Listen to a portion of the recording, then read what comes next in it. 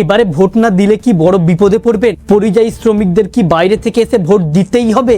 যদি আপনি একজন ভোটার হয়ে থাকেন অথবা যদি আপনি একজন পরিযায়ী শ্রমিক হয়ে থাকেন বা পশ্চিমবঙ্গের বাইরে গিয়ে কাজ করে থাকেন, আপনি যদি আগামী দিনের সমস্যায় পড়তে না চেয়ে থাকেন তাহলে আজকের ইনফরমেশনটি জানা আপনার অত্যন্ত জরুরি। অতি স্বল্পক্ষণের ভিডিও, মোটেও স্কিপ না করে শেষ পর্যন্ত দেখবেন, কারণ সোশ্যাল মিডিয়ায় এমন অনেক গুঞ্জন শোনা যাচ্ছে এবারে ভোট না দিলে হয়তো বড় বিপদ হবে, ভোটার তালিকা থেকে নাম ফের বাদ যাবে বা জেল হবে, এমনকি সরকার জানতে পারবে আপনি ভোট দেননি, আপনার একাধিক পরিষেবা বন্ধ করে দেওয়া হবে, এমন অনেক ধরনের গুঞ্জন শোনা যাচ্ছে। আজকে থাকবে এই বিষয় নিয়ে বিস্তারিত আলোচনা শুরু করার পূর্বে আপনাদের কাছে একটা রিকোয়েস্ট, ভিডিওটিকে অবশ্যই একটি লাইক করে জনস্বার্থে প্রচুর শেয়ার করবেন, কারণ আপনার একটা শেয়ার দ্বারা অন্যজনের জানতে অনেকটাই সুবিধা হবে। চলুন দেখে নেওয়া যাক বিস্তারিত। তো ফ্রেন্ডস, ইতিমধ্যে এসআইআর পর্ব শেষ হয়েছে, শেষ হওয়ার পরে ফাইনাল তালিকা প্রকাশিত হয়েছে এবং যারা আন্ডার অ্যাডজুডিকশন ছিল অথবা যারা বিচারাধীন ছিল তাদের মধ্যে অনেকেরই সাপ্লিমেন্টারি ভোটার লিস্টে নাম এসেছে এবং অনেকেই এখনো বিচারাধীন রয়েছে। এর মধ্যে থেকে আবার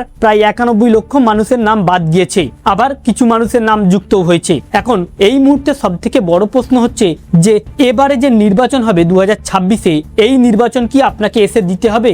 আপনি পৃথিবীর যে কোনো প্রান্তেই থাকেন না কেন, তাহলে কি এবারে নির্বাচনটা আপনাকে এসে আপনার ভোট কেন্দ্রে দিতে হবে? না দিলে কি আপনার সমস্যা হবে? এ নিয়ে বিভিন্ন গুঞ্জন শোনা যাচ্ছে সোশ্যাল মিডিয়ায়। বা অনেক পরিযায়ী শ্রমিক রয়েছে যারা আতঙ্কিতর মধ্যে রয়েছে, যারা ভয়ের মধ্যে কাটাচ্ছে, বা অনেকেই ভাবছেন যে যেভাবে হোক এবারে ভোটটি দেব, না হলে হয়তো সমস্যায় পড়বো। বা এমন অনেকজন রয়েছে যারা দেশের বাইরে রয়েছে, হয়তো তার দেশে আসতে লক্ষ টাকা খরচা হয়ে যাবে বা তার ভিসা এখনো পর্যন্ত শেষ হয়নি, এলে অনেক টাকা খরচ হবে। বাড়ি থেকে প্রেসারাইজ করছে বা বাড়ি থেকে জানাচ্ছে যে ভোটটা এবারে তোমাকে এসে দিতে হবে, যতই কাজ থাকুক না কেন। তাই নির্বাচন যত সামনে আসছে অনেকেই চিন্তায় পড়ে গিয়েছে। তবে এখানে আপনাদেরকে জানিয়ে দিই যে সোশ্যাল মিডিয়ায় যে সকল গুঞ্জনগুলো শোনা যাচ্ছে ওদিকে কর্ণপাত না করে একটা কথা মাথায় রাখুন, ভোট আপনার সাংবিধানিক অধিকার। ভোট আপনি দেবেন কি দেবেন না এটা আপনার একান্ত ব্যক্তিগত ব্যাপার। তবে ভোট দিলে কিছু উপকার রয়েছে, যেমন যদি আপনি ভোট না দেন তাহলে সব থেকে বড় সমস্যা হবে যে আপনার পছন্দনীয় প্রার্থী সে হয়তো জিততে পারবে না, অথবা আপনার মতো আপনার এলাকায় আরো যারা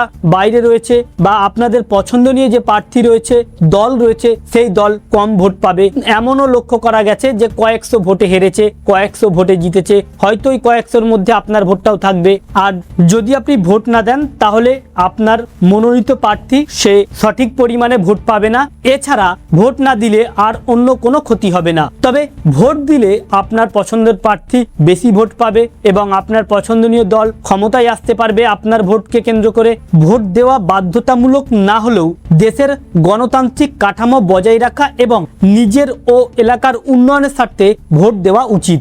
ভোট দেওয়া একদম আপনার সাংবিধানিক অধিকার, একান্ত ব্যক্তিগত ব্যাপার। ভোট না দিলে যে আপনার জেল, জরিমানা বা অন্য কিছু হবে, ভোটার লিস্ট থেকে নাম বাদ চলে যাবে বা এই ধরনের এমন কোনো কিছুই হবে না। শুধুমাত্র ভোট না দিলে আপনার যে মনোনীত প্রার্থী, আপনার মনোনীত দল ভোট কম পাবে, এছাড়া অন্য কোনো ক্ষতি হবে না এবারে যদি নির্বাচন আপনি না দেন। অর্থাৎ কোন রকম গুজবে কান দেবেন না, গণতান্ত্রিক অধিকার বজায় রাখতে যথাসাধ্য চেষ্টা করবেন নির্বাচন দেওয়ার, অর্থাৎ ভোট দেওয়ার। তো ফ্রেন্ডস, এই ছিল একটি আপডেট। আমাদের উদ্দেশ্য ছিল এই আপডেটটি আপনাদের সামনে উপস্থাপন করা, যাতে আপনাদের জানতে সুবিধা হয়ে থাকে। ভালো লেগে থাকলে ভিডিওটিকে অবশ্যই একটি লাইক করে প্রচুর শেয়ার করবেন, কারণ আপনার একটা শেয়ার দ্বারা অন্যজনের জানতে অনেকটাই সুবিধা হবে। Thank you friends, thank you for watching.